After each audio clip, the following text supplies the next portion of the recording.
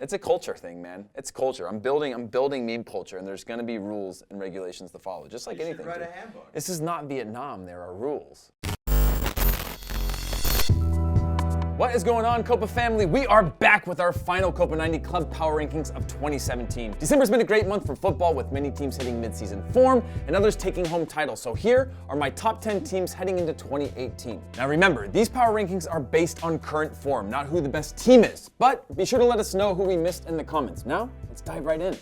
For number 10, it's Lokomotiv Moscow. When you think of the Russian Premier League, the teams that come to mind are usually CSKA, Zenit, or Spartak Moscow. But this year is the year of Lokomotiv Moscow, at least so far. Lokomotiv are led by top 5 in the league goal scorer and Schalke legend Jefferson Farfan, who's enjoying quite the year after helping Peru to their first World Cup in 36 years. With 10 games left to play, the current Cup champions are 8 points clear and could quite likely and quite unexpectedly take home the domestic double. So keep your eyes and ears on the Russian Premier League once their long-ass winter break is over. At number 9, it's Inter Milan. Now, before you kill me for this, I know they just lost in the league, but guess what? It was their first loss all season long in the league, so as far as I'm concerned, they're still in top form. Mauro Icardi is currently the top scorer in the league on 17 and has 50% of his team's goals, which means either he's world class or he needs more help around him. But look, you want to talk about clutch? Everyone in the world has hated this guy over the last 2 years for some of his off-field actions and apparent selfishness on the field, but he doesn't seem to give a damn what any of us think and continues to kill the haters with goals on goals on goals. Inter are 2 points out of first place and have a legit shot at finishing the season with a Serie A title. It should be amazing, because they've been the last few years. Okay, our number 8 slot is getting split between 2 teams that don't get enough love on the world stage. The first one is MLS Cup champions Toronto FC. What a team, and if you ask me, likely the best in MLS history. They set the single season points record on their way to their first Supporters' Shield, won the Canadian Cup, and they breezed through the playoffs and in their second final in a row, dominated from start to finish, winning the Cup 2-0. This is the first time I can honestly say that an MLS team, should they keep the squad together, are favorites to win the CONCACAF Champions League. Giovinco and Altidore combined for 31 goals and 12 assists. Name a better MLS duo. I'll wait. Also, shout out to TFC supporters. They're some of the most loyal in North America, and you can check out our experience with them in the playoffs at the link above. Just click that right there. Somewhere around there. Our second team at number 8 is Copa Libertadores champions Grêmio. The Porto Alegre side made a fantastic run in the Copa Lib this year, beating out Lanús of Argentina to claim their 3rd ever South American title. Then they reached the final of the Club World Cup, but fell to Real Madrid.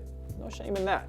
Thanks to exciting young players like 21-year-old Barcelona target Arthur and 24-year-old Arsenal target Luan, Grêmio have been one of the most exciting clubs in South America this season. It's a shame that they'll likely lose their stars, but at the same time, we can't wait to see them on a bigger stage. And like TFC, Grêmio fans kick ass, and we sent our guy Igal in South America to experience the Copa Lib finals with them. So check out his vlog at the link above as well. For number 7, it's Liverpool. Again, they aren't winning the league, they aren't even in second place, but they deserve the love, and here is why. 1, they've got a man named Mohamed Salah. 2, they've only got 1 loss in 18 matches across all competitions. And 3, aside from a draw against United and Chelsea, Liverpool have gotten most of their points off of weaker opponents, which is sometimes even harder than it is to get up for big games. Believe me, I was often playing for the weaker opponent, and we've thrived on taking down the big giants.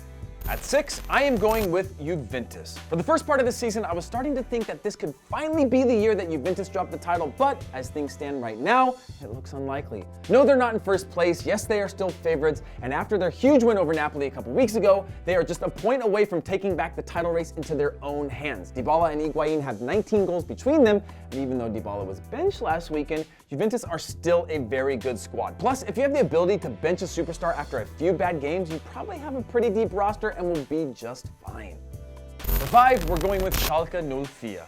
If you've been living under a rock the last few months, then you've probably missed out on all the Schalke fun, but we all know that very few people live under rocks, so not really sure why that phrase still exists. Anyway, Schalke have been very good this season and are currently second place in the league, unbeaten in their last 11, and my man Weston McKennie, the American, is getting regular games. Plus, this was my favorite stadium to play in when I was in Germany, so I'll always have a little thing for this club. They won't win a title, but a Champions League spot would be pretty damn sweet. At number 4, it's Bayern Munich. Look, this one is simple. Bayern are just too good domestically, especially since they brought in Jupp Heynckes, who has gotten points in all but 1 match since he took over for Carlo Ancelotti. They are now 9 points out in front, recently humbled the mighty PSG at home in the Champions League, and our boy Bobby Lewandowski is leading the league with 15 goals. What I like most about Bayern, though, at the moment is that they're scrapping out low-scoring results, which shows the fighting spirit of the club and a willingness to get their hands dirty. For 3, it's none other than PSG. That rhymes. All right, I'm sorry.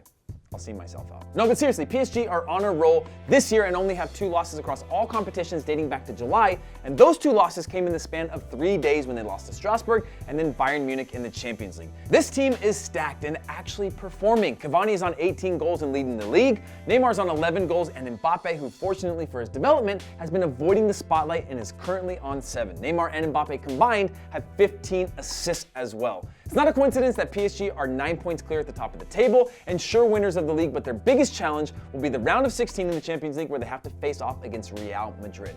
For a club like PSG, it's treble or bust, and only time will tell if they can pull it off. At number 2, it's Barcelona. Everybody called Barcelona shambles in the offseason. Everyone said out with the board of directors. Everyone said that they were at the end of an era, but everyone was wrong. They are now 24 games unbeaten. Their undefeated league record has given them an 11-point cushion over Real Madrid and a 6-point gap on also undefeated Atletico Madrid. With Messi again way out in front of the Golden Boot race, they'll look to him to stay healthy all year long and bring home that much-needed league title. But let's be honest, if Barca take all 3 points this weekend away at the Bernabeu in El Clásico, I don't see Barca finishing anywhere but at the top.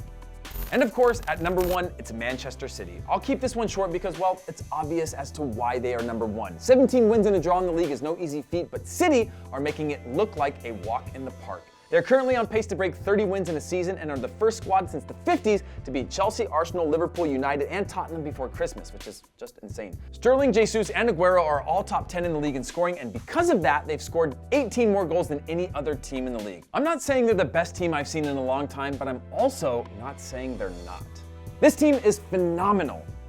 And that is it for this episode of the COPA90 Power Rankings. It's been a great end of the year for so many clubs, and listen, it's hard to fit them all in, okay? Who else did we miss? Mexican champs Tigres, Boca Juniors, Atletico Madrid, FC Porto. Arguments can be made for all of them. Let us know what you think in the comments, and then let's keep this conversation going into 2018. Whose year will it be next year? Use the hashtag WTF and ask your questions about anything and everything in the football world, and we'll chat about it on Walk Talk Football. Happy holidays, Copa fam. Stay safe, stay woke, and comment, like, and subscribe, and we'll see you guys next time.